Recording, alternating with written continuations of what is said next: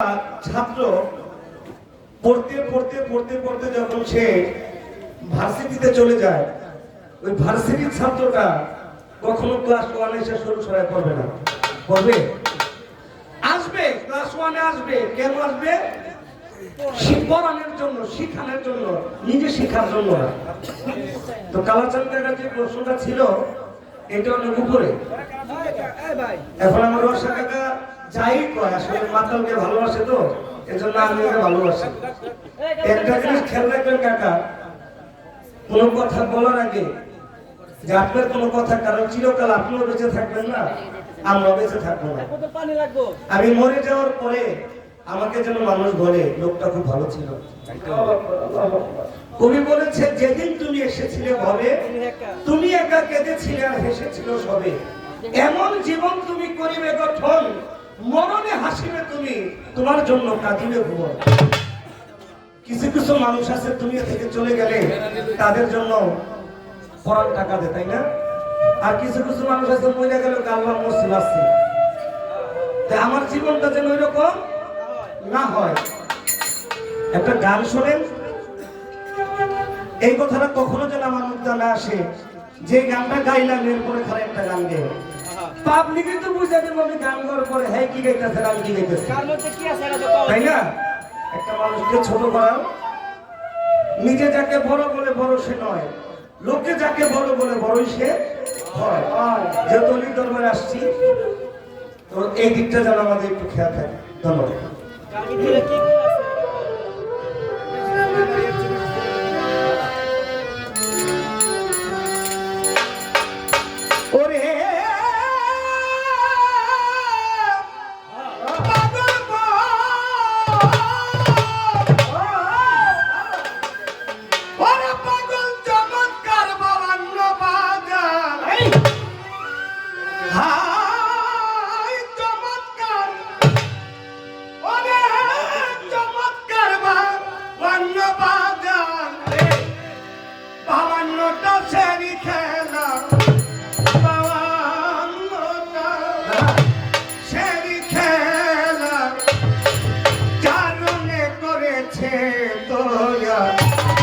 ভবরঙ্গ মঞ্চ ভবরঙ্গ মঞ্চ। এই গানটা শুনলে ব্যালেন্সটা কি, এটা 100%-এর মধ্যে 100%-ই বোঝা যাবে যে ব্যালেন্স বিষয়টা আসলে কি।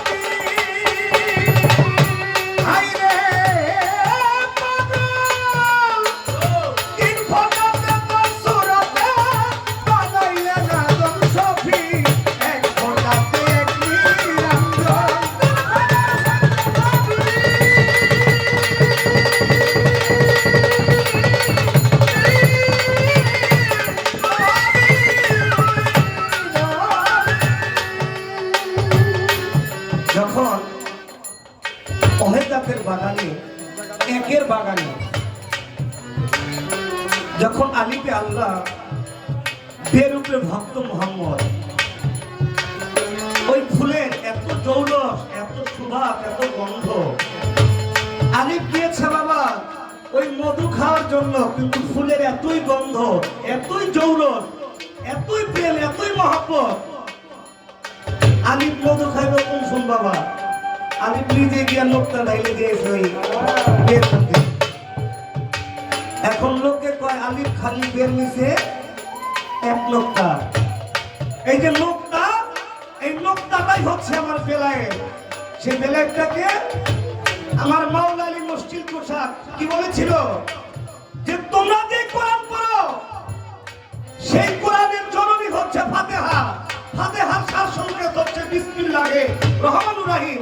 বিসমিল্লাহির রহমানির রহিমের সারমর্ম হচ্ছে বেহরফ, বেহরফের সারমর্ম হচ্ছে বের নিচে যে নোক্তা। আর তোমরা কি জানো সেই নোক্তাটাকে? সেই নোক্তাটা হচ্ছে আমি মাওলা আলী।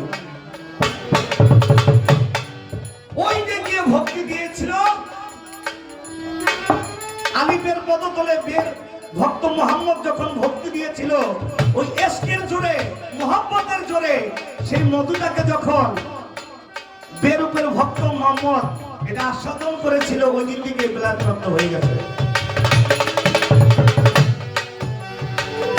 আমার কালাচাঁদ নামকে একটা প্রশ্ন করি, আপনার যে সময় খান সেটা হলো কি, এই যে মোহরে নবুয়ত এটার মধ্যে আলিফ রে মিম, আলিফ রে মিম, হ্যাঁ নাকি বলতেছে? আলিফে আল্লাহ, রেতে রাসূল, মিমে মোহাম্মদ, এই তিনটি শব্দ দিয়ে আল্লাহ পাক এই মহানগরকে কি বুঝাইতে চাইছে আল্লাহ? আপনি তো দাঁড়ায় বলেন কথা, আপনার কাছে একটা কথা দিল, গানে চলে যায়। হ্যাঁ, এক ফোঁটাতে এক নিরঞ্জন, দুই ফোঁটায় সঙ্গে নবী।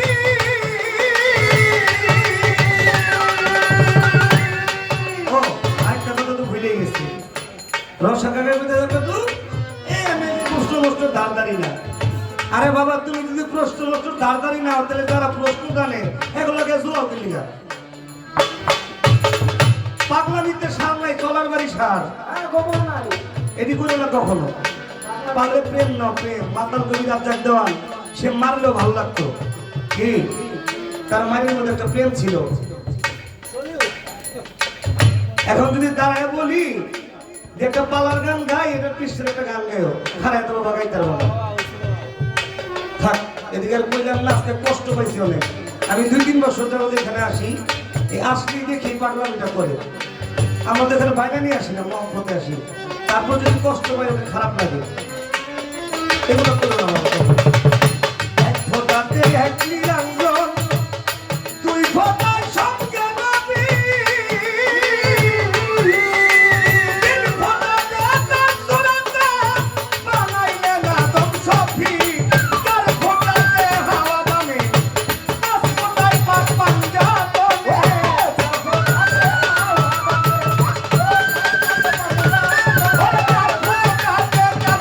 হাওয়া দামে, পাঁচ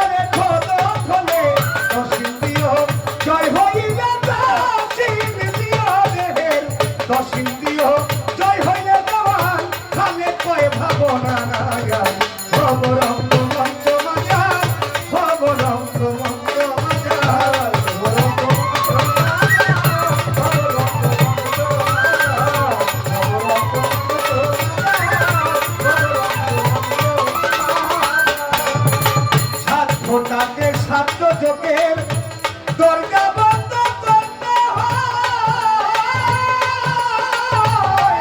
করতে